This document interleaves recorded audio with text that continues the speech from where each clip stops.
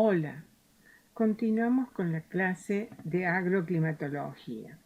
Ya hemos visto en clases anteriores las técnicas que se utilizan para realizar estudios, como las técnicas analíticas, cartográficas, pero también hemos utilizado índices agroclimáticos para realizar labores de taxonomía y finalmente zonificación. En este momento vamos a estudiar o observar los modelos de cultivos. Nos preguntamos qué es un modelo. Un modelo matemático consiste en una ecuación o en un conjunto de ecuaciones que representan de manera simplificada los supuestos o hipótesis que han sido formulados acerca de la estructura y funcionamiento de un sistema real. Es decir, un conjunto de ecuaciones que representan el sistema que estamos analizando y se hace una síntesis de sus principales características para buscar una interpretación en las reacciones o comportamientos del sistema total. Estas ecuaciones matemáticas de un modelo expresan o interpretan la hipótesis, pero es necesaria su verificación, su validación para comprobar que el modelo sea efectivamente representativo de la realidad.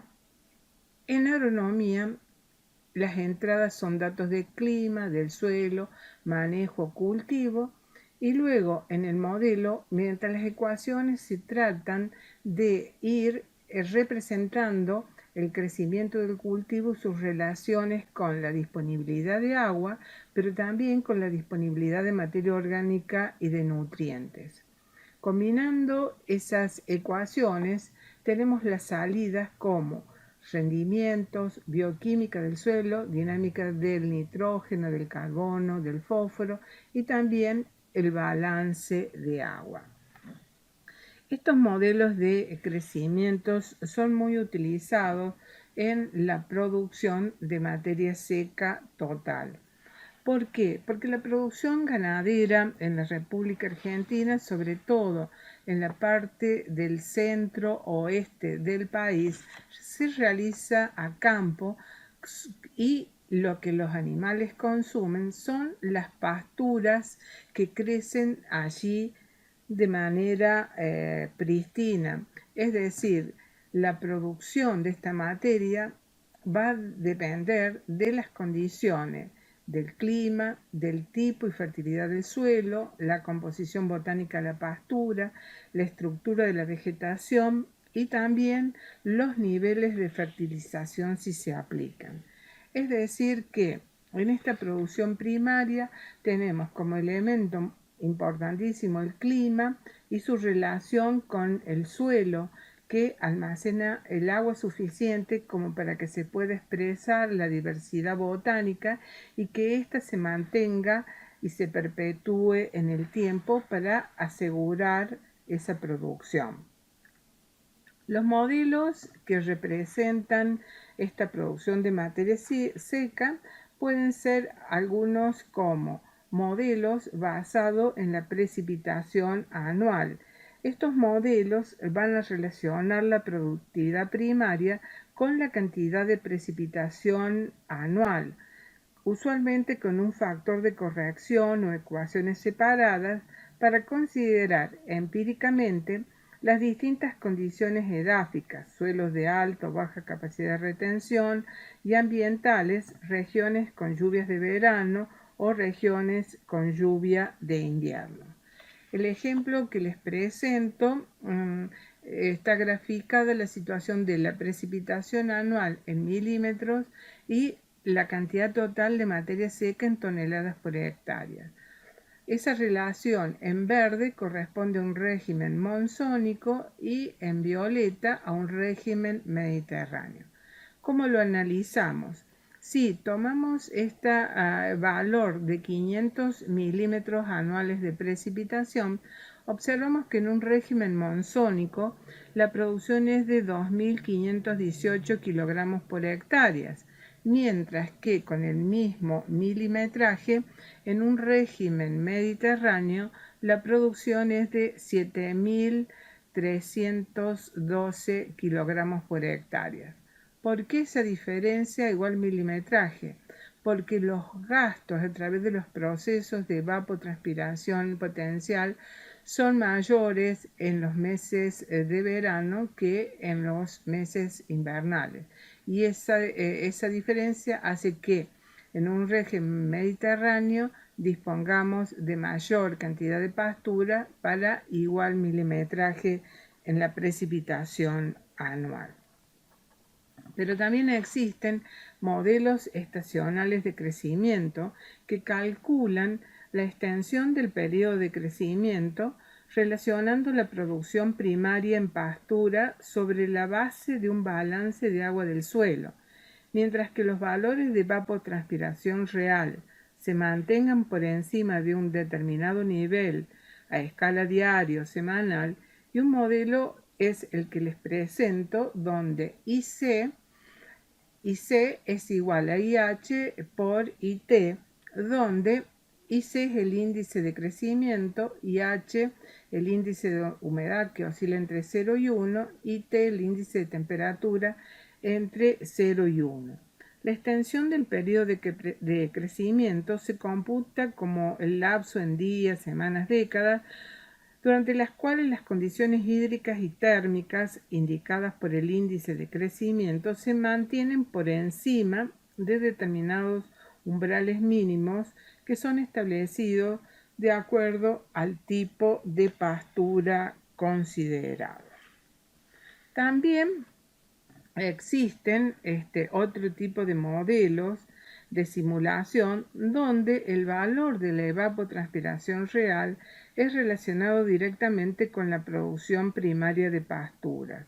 Esto constituye resultados más específicos, aunque tienen la menor capacidad de extrapolar hacia otras regiones.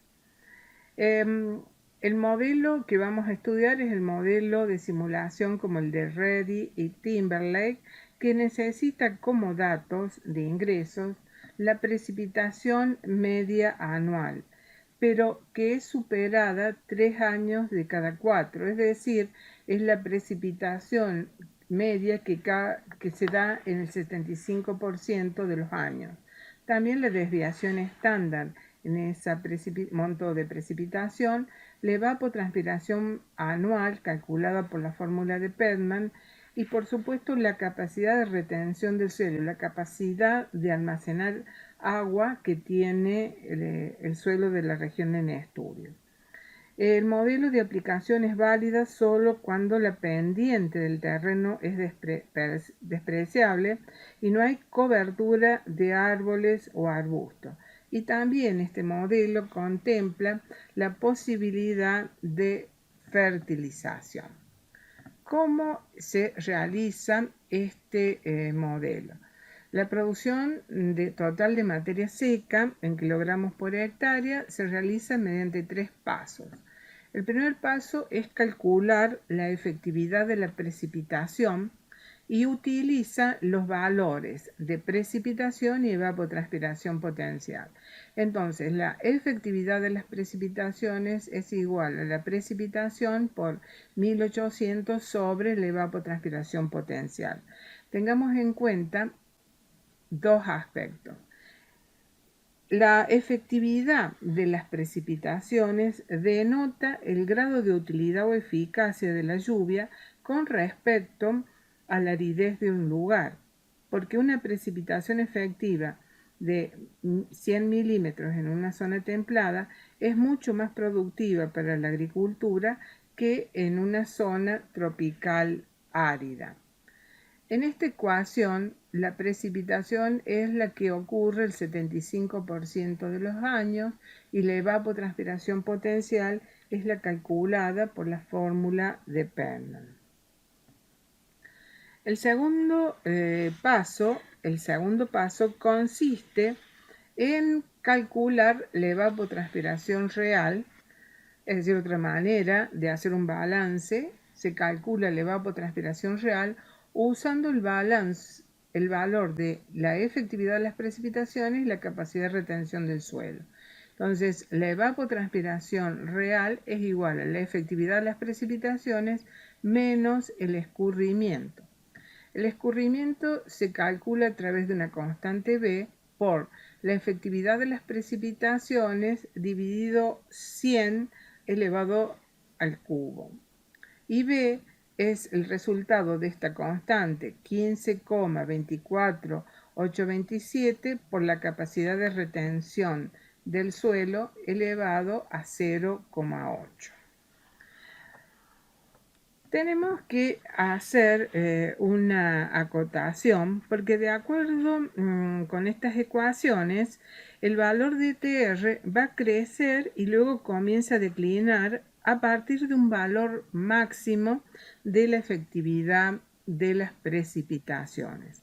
Para la parte declinante de la ETR se usa el máximo valor de ETR que puede ser alcanzado para una dada capacidad de retención. Dicho valor de precipitación máxima al que se alcanza el máximo de ETR para una determinada capacidad de retención del suelo se calcula con esta fórmula que es igual a la raíz cuadrada de 100 elevado al cubo por la capacidad de retención elevado a 0,8 dividido 3 por 15,24. Dicho esto, el paso 3 consiste en calcular la materia seca en kilogramos por hectárea utilizando la ETR y en el caso de utilizar fertilización el término F'. Y es así que si el valor de ETR es menor o igual a 29, no hay producción de materia seca. Si el valor de TR está comprendido entre 29 y es igual o inferior a 2,63, la cantidad de materia seca por hectárea va a ser igual a 3,32 por el valor de la ETR calculada menos 29 por la fertilización si existiera. Y si la ETR es mayor o igual a 2,63 milímetros, entonces la materia seca va a ser igual a 777 más 6,26 por ETR menos 263 por la fertilización aplicada. Estas premisas son muy importantes y son las que nos permiten calcular la cantidad de materia seca por hectárea de una región. También podemos calcular de una manera más simplificada el cálculo de materia seca producida y tenemos que tener en cuenta que el primer paso es calcular la precipitación que se da en el 75% de los años o en uno de cada 4. Ya hemos usado las fórmulas de Z y podemos determinar cuál es ese valor de precipitación que se da al 75% de los años. El segundo paso es calcular la evapotranspiración real que depende de la capacidad de retención del suelo. Y a partir de la precipitación que se da en el 75% de los años y el valor de TP según la ecuación de Pettman, usando las tablas de las páginas 414 a 415 que nos dan distintas capacidades de retención del suelo, podemos encontrar en el cuerpo de la tabla el valor de ETR. Es decir, que con el valor de la precipitación estimada para el 75% de los años, el valor que corresponde a la evapotranspiración potencial según Pettman, y teniendo en cuenta fundamentalmente la capacidad de retención del suelo, puesto que tienen tablas para 50, 100, 150, en este caso 200, en el cuerpo de la tabla vamos a encontrar el valor de evapotranspiración real que necesitamos para estimar la cantidad de materia seca producida. Y ese tercer paso, que es estimar la cantidad de materia seca producida en la localidad, teniendo en cuenta las premisas que ya les había mencionado anteriormente. Pero hay una nota: en la Argentina no se aplica fertilización, por lo tanto, en esta letra F directamente se coloca el valor 1. Es decir, que el valor de ETR lo encontramos por la tabla anterior y de acuerdo al nivel, si es menor o igual a 29, si está entre 29 y 263 o es mayor a 263, podemos obtener la cantidad de materia seca producida por hectárea. No termina allí, digamos, el problema para el ingeniero agrónomo, porque luego de determinar esta productividad primaria de la pastura, debemos determinar la capacidad de carga animal. Para ello, tenemos que, a partir de esa productividad primaria calculada, hay que disminuir ese valor de acuerdo a la densidad de árboles y coberturas de arbustos que el modelo no contempla. También el porcentaje de utilización de la pastura en una base sostenible. Generalmente los productores retiran los animales cuando se ha consumido el 50% del producto vegetal, y también la ingesta de la materia seca por animal por año, que depende del tipo de explotación, si es de cría, recría, engorde, etc. Con esto terminamos el capítulo de aptitud ganadera y les quiero hacer algunas acotaciones finales. El manejo del riesgo en la actividad agropecuaria.